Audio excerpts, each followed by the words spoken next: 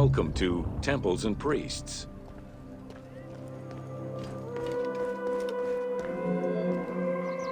From its foundation, the city of Memphis favored worship of the god Ptah. The main temple of Ptah was known as Hutkaptah, meaning Palace of the Ka of Ptah.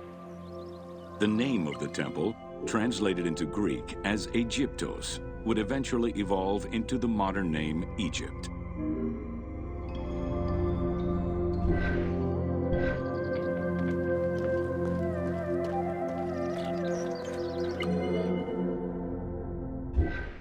Temples were the center of religious, political, and economic life in ancient Egypt.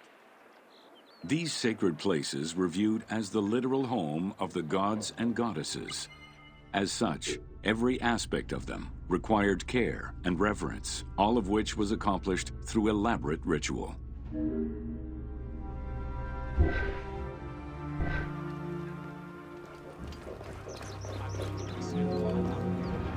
Located in the center of Memphis, the Temple of Ptah was the most prominent and imposing building in the city. The long walkway leading toward the temple, known as the Dromos, was guarded by rows of sphinxes.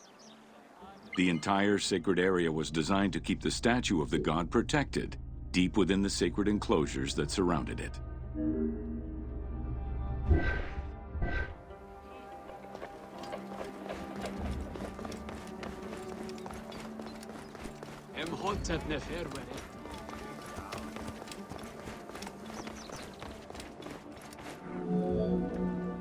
The Dromos opened into a courtyard, with the surrounding portico graced with columns carved to resemble palm trees. During special festivals, the general population was allowed to enter this location, but under no circumstances would they be allowed into the sacred spaces beyond the courtyard.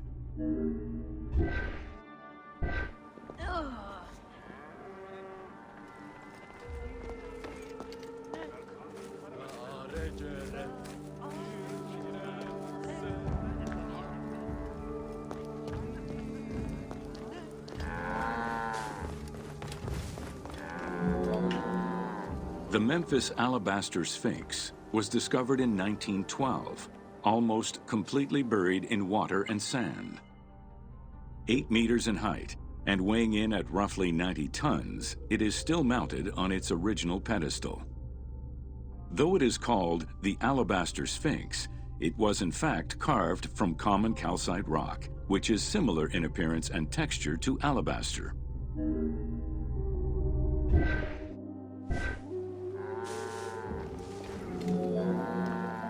Erosion has destroyed the original engravings, making it difficult to determine when it was created. Egyptologists believe that its facial likeness resembles Amenhotep II, and so it could have been sculpted somewhere between 1700 and 1400 BCE.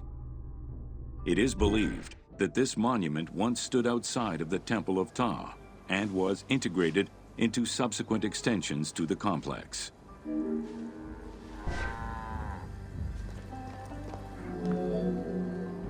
The size of the imposing sculpture reflects the importance it had to the temple during the New Kingdom.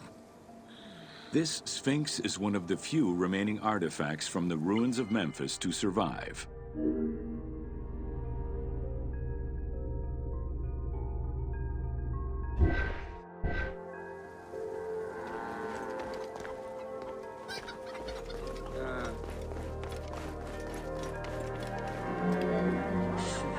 In Egyptian culture, some animals were associated with gods, while others were considered to be living gods.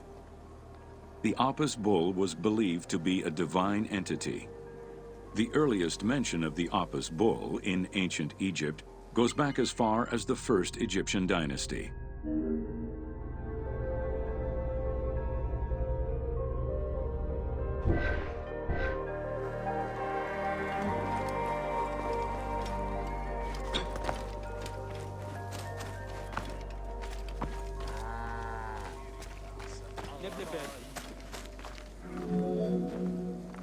Originally the symbol of fertility, the Apis bull was linked to the god Ra, with the image of the sun carried between its horns.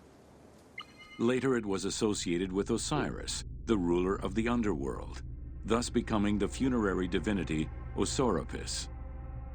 During the 18th dynasty in Memphis, the Apis bull's association with the city's deity earned it the title Herald of Ptah. The Apis bull was so revered that even Alexander the Great, upon his arrival in Memphis, gave honor to Apis.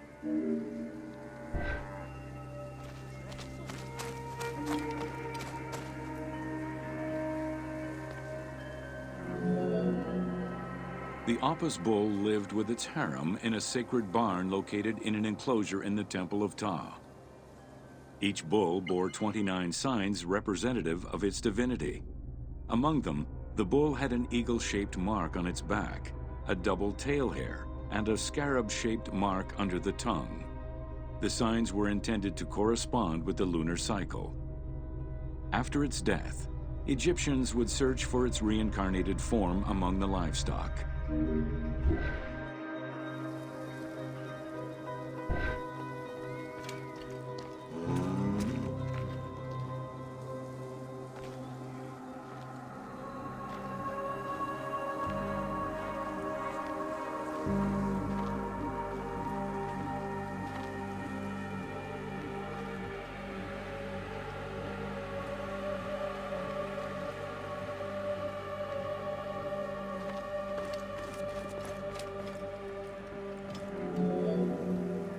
Like other living divinities, the mortal incarnation of the Apis bull was prayed to, and when it died, it was given a luxurious funeral, which included mummification.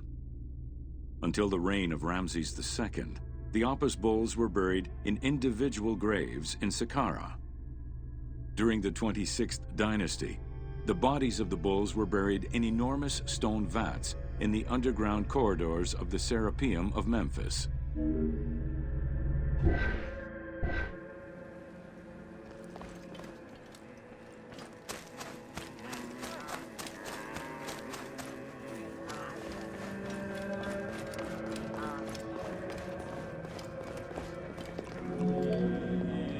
Ancient Egyptians believed that temple rituals were essential to maintain order in the cosmos and allow communication between humans and gods.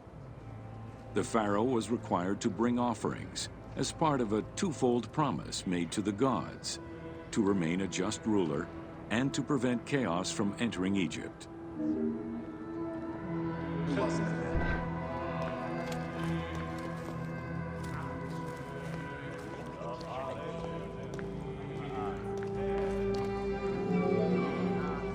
Details of the ceremonies found on temple walls provide a thorough overview of the stages of the daily ritual. Performed 3 times a day to mirror human mealtimes, each step of the highly symbolic ceremony was accompanied by specific recitations, many of which referred to mythical events.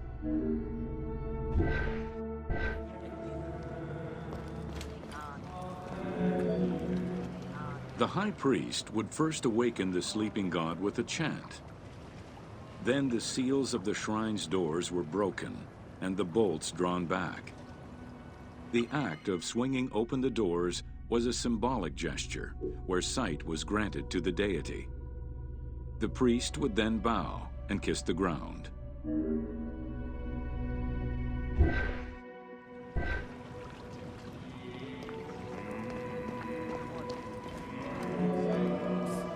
The god was then washed with incense-infused water and its mouth rinsed with mineral salts.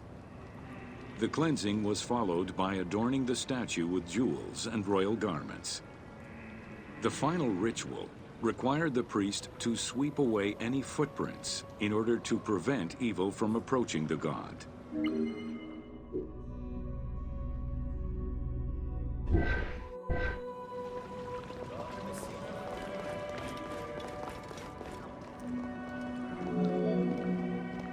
Heredity was the primary source of new recruits. Rarely was an outsider allowed this position. At the top of the temple hierarchy was the high priest. Each temple dedicated to a god had at least one high priest devoted to its care and service. During the Ptolemaic dynasty, one family held the position of high priest in Memphis for almost 300 years.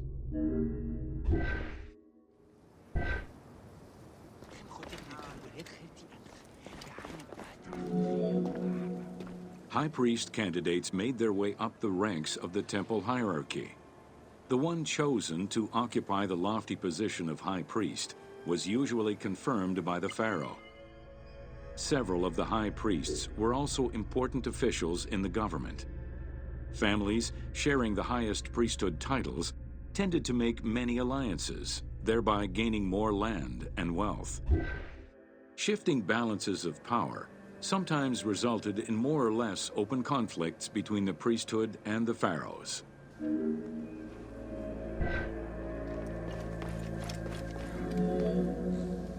In the 21st dynasty, Thebes became the capital of an almost entirely theocratic government. The city was headed by king priests who spoke and governed in the name of the god Amun, in open opposition to the ruling pharaohs. These king priests caused a massive decentralization of power, known as the Third Intermediate Period.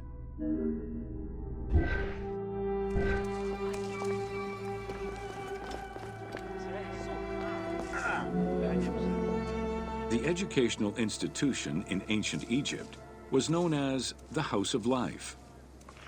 Attended by the offspring of the elite and the clergy, it was a place tailored to the social status of its attendees. The earliest references to this type of institution date back to royal decrees of the Old Kingdom.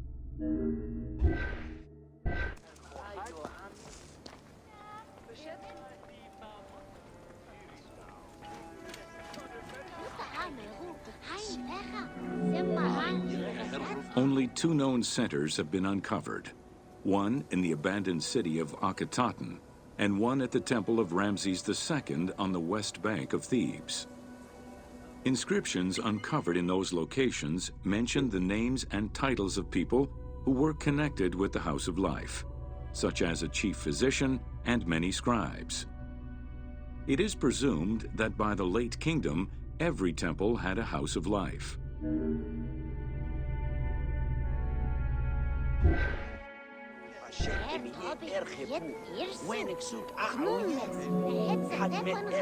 The House of Life offered training for the elite, destined for occupations such as astronomers, doctors, veterinarians, diplomats, architects, translators, or theologians. Some institutions focused on specific disciplines, making them a central hub for the country.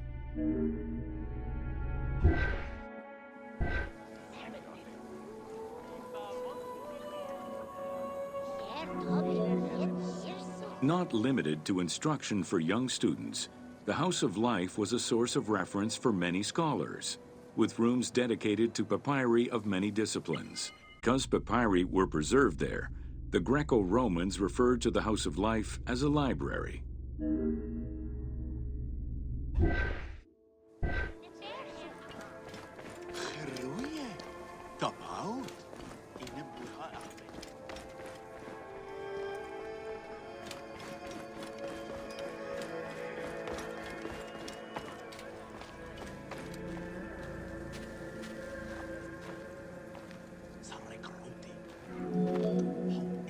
Ancient Egyptian economy was based on an unequal system of redistribution of goods. The state of Egypt collected the crops, and the temples distributed them throughout the provinces. Since the only people capable of counting and ensuring a fair redistribution were the educated scribes, this meant that the temples played a pivotal role in this process.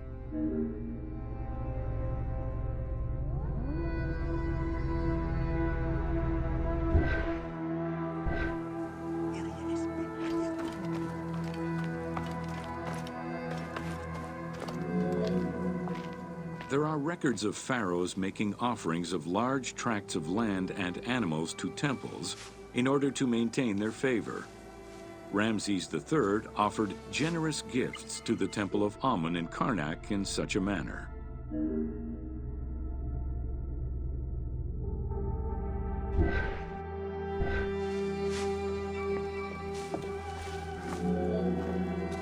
Palaces, warehouses, and granaries were built inside the temple compound to better control the redistribution of goods. The size of the recorded numbers of goods, combined with every other function filled by temples, only serves to confirm their might as economic, religious, and political centers of power within Egypt.